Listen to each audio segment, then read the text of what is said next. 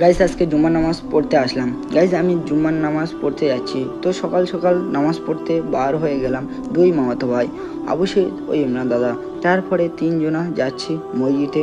যেহেতু মসজিদটা খুবই দূরে ছিল, তো যেতে যেতে নাজিবুলের সঙ্গে দেখা হলো। তারপরে ওর সঙ্গে কিছু কথা বলে চলে আসলাম মসজিদের এখানে। তারপরে সবাই মিলে যেতে লাগলাম। তারপরে নিচের তলায় সবাই নামাজ পড়ছিল, তাই আমরা দোতলায় যেতে লাগলাম। তারপরে সিঁড়ি থেকে উঠছি, ওঠার পর দেখি বাচ্চারা ও বড় বড় ছেলেরা ও লোকরা নামাজ পড়ে বসে আছে। তাই আমি তাড়াতাড়ি করে জোহরের নামাজ আদায় করলাম। তো তারপরে হুজুর সাহেব খোদবা বলছিল, তাই আমি বসে শুনছিলাম। তারপরে জুম্মার নামাজ পড়ে চলে যাচ্ছিলাম বাড়িতে।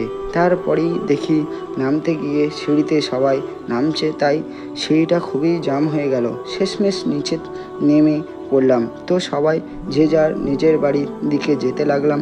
তো আজকেই মিনি ব্লগ এখানেই শেষ করলাম জুমার নামাজ পড়ে এসে। তো আজকে সবাই লাইক, কমেন্ট, শেয়ার ও সাবস্ক্রাইব ও ফলো করবেন।